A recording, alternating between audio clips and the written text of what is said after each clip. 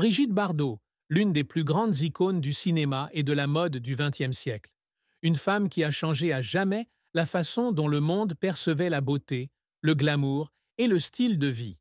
Mais derrière le halo, derrière les films célèbres, derrière les photos célèbres, il y a une femme qui porte en elle bien des chagrins, des douleurs que tout le monde ne comprend pas. Brigitte Bardot n'était pas seulement une star de cinéma, c'était aussi une femme qui a lutté toute sa vie contre la solitude, contre l'amour inassouvi, contre les blessures profondes et les terribles pressions de la célébrité. Sa vie est une histoire pleine de gloire, de larmes, de luttes intérieures et de rêves qui ne se sont jamais réalisés. La vie de Brigitte Bardot a été marquée par de nombreux chagrins, mais son plus grand chagrin était peut-être la solitude et le sentiment d'être incomprise. Depuis l'enfance, Brigitte Bardot a grandi dans une famille stricte. Ses parents avaient des standards extrêmement élevés, exigeant toujours qu'elle soit parfaite et qu'elle suive les règles rigides de la classe supérieure française. Mais elle n'a jamais eu le sentiment d'appartenir réellement à ce monde. Quand elle est devenue célèbre à un très jeune âge, ce n'était pas quelque chose qu'elle souhaitait. Elle n'a pas choisi d'être une icône de beauté, mais le monde l'a choisie. Les films, les photos, les articles ont fait d'elle une légende. Une femme que tout le monde admirait, mais que très peu comprenaient vraiment. La célébrité lui a tout donné. L'argent, l'admiration, la popularité, mais elle lui a également enlevé sa liberté, sa paix et son intimité. Partout où elle allait, des centaines d'yeux la suivaient. Quoi qu'elle fasse, elle est soit critiquée, soit louée. Sa vie ne lui appartenait plus, mais devenait une histoire publique que le monde entier pouvait suivre. Mais la plus grande tristesse de sa vie ne fut peut-être pas seulement la solitude, mais aussi la séparation d'avec son fils, Nicolas-Jacques Charrier. Elle n'a jamais été prête à être mère. Lorsqu'elle a accouché, elle était encore au sommet de sa carrière, sous la pression du public, des médias et d'elle-même. Elle ne savait pas comment être mère, et peut-être n'a-t-elle jamais vraiment voulu l'être. L'éloignement entre elle et son fils a duré des décennies.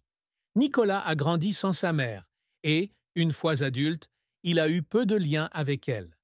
Brigitte Bardot a dit un jour qu'elle et son fils étaient comme des étrangers, que malgré tous ses efforts, elle ne parvenait pas à trouver une véritable relation avec son fils. Elle aime son fils, mais elle ne peut pas changer le passé. Et c'était peut-être la plus profonde tristesse de sa vie, savoir qu'elle avait perdu quelque chose d'important, mais qu'elle ne pouvait pas le récupérer. Brigitte Bardot n'était pas seulement une actrice, mais aussi une icône culturelle. Elle n'a pas seulement joué dans des films, mais a également redéfini le concept de sensualité, de féminisme, de liberté dans l'art et le style de vie. Elle a commencé sa carrière en tant que mannequin, apparaissant sur la couverture du magazine français, Elle, à l'âge de 15 ans. Mais c'est le film « Et Dieu créa la femme » 1956, qui l'a amenée au sommet de la gloire, la transformant en un grand sexe symbole mondial. À partir de là, elle a continué à participer à une série de films célèbres tels que Le Mépris, 1963, La Vérité, 1960, Viva Maria, 1965. Chaque film auquel elle a participé n'était pas seulement une œuvre cinématographique, mais aussi un manifeste sur le mode de vie et la libération des femmes au XXe siècle. Mais derrière ces succès, il y a des larmes que personne ne voit. Brigitte Bardot s'est toujours sentie étouffée dans sa propre carrière. Elle aime l'art, mais pas la célébrité. Elle voulait jouer, mais elle ne voulait pas devenir une icône que tout le monde scruterait. Il y avait des jours où elle filmait du matin au soir, tellement épuisée qu'elle ne pouvait parler à personne. Il y avait des moments où elle lisait des articles pleins de critiques sur elle-même et pleurait seule dans sa chambre. Il y avait des moments où elle avait l'impression de perdre le contrôle de sa vie, comme si elle n'était qu'une marionnette dans l'industrie du divertissement. Elle décide finalement d'abandonner le cinéma à l'âge de 39 ans, une décision qui choque le monde. Mais pour elle, il ne s'agissait pas d'abandonner, mais de retrouver sa liberté. Brigitte Bardot n'est pas seulement une actrice talentueuse, pas seulement une icône de beauté mondialement connue, mais aussi une femme qui ose sortir du moule, ose faire des choses que personne d'autre n'ose faire, et ose abandonner la vedette au sommet de sa carrière. Ses réalisations ne se limitent pas seulement à l'industrie cinématographique, mais s'étendent également à la mode, à la musique et aux activités de protection des animaux. Chaque étape de sa vie porte la marque du dévouement, de la persévérance et d'une forte croyance dans les valeurs qu'elle poursuit. Brigitte Bardot a commencé sa carrière de mannequin à l'âge de 15 ans, apparaissant sur la couverture du prestigieux magazine français Elle. Avec sa beauté captivante, ses cheveux blonds flottants et ses yeux profonds captivants, elle est rapidement devenue le centre d'attention dans le monde de la mode. Mais elle ne s'est pas arrêtée là.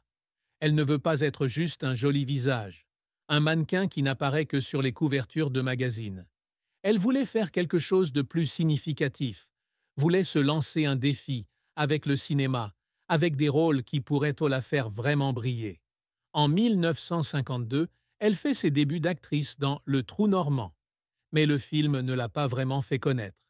Au cours des premières années de sa carrière, elle a continuellement participé à de nombreux films différents, mais aucun d'entre eux ne l'a vraiment aidée à percer. Ce n'est qu'avec Et Dieu créa la femme, 1956, film réalisé par Roger Vadim, qui était aussi son premier mari, que Brigitte Bardot accède véritablement au rang de star internationale du cinéma. Le film a non seulement changé sa carrière, mais a également redéfini l'image de la femme sur grand écran. Brigitte Bardot a brisé les règles rigides des standards féminins de l'époque, apportant une image libre, sexy, mais non liée aux anciennes règles. Après ce film, elle devient rapidement le sexe symbole le plus libéral et le plus charmant de l'histoire du cinéma.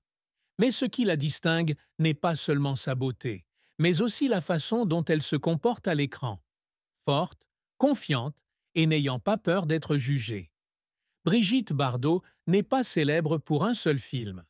Au cours des années 1950 et 1960, elle participe à une série d'œuvres classiques, l'aidant à consolider sa position dans le cinéma mondial. Parmi ses films marquants au cours de sa carrière, on peut citer La Vérité, 1960, l'un de ses meilleurs films, où elle a fait preuve d'une profondeur émotionnelle, prouvant qu'elle n'était pas seulement une icône de beauté, mais aussi une actrice capable. Vive Maria, 1965, un film révolutionnaire qui met en valeur son humour, son intelligence et sa forte personnalité. Le Mépris, 1963, film classique du réalisateur Jean-Luc Godard, où elle a donné une performance émouvante et profonde. Les rôles de Brigitte Bardot étaient bien plus que de beaux personnages féminins. Elles reflètent également l'évolution des perceptions des femmes, de leur liberté personnelle et de leur indépendance dans la société.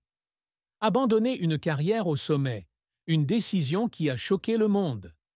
En 1973, à l'âge de 39 ans, Brigitte Bardot annonce soudainement son retrait du monde du spectacle, abandonnant le cinéma, abandonnant les projecteurs, abandonnant la célébrité qu'elle a travaillé dur à construire pendant plus de 20 ans.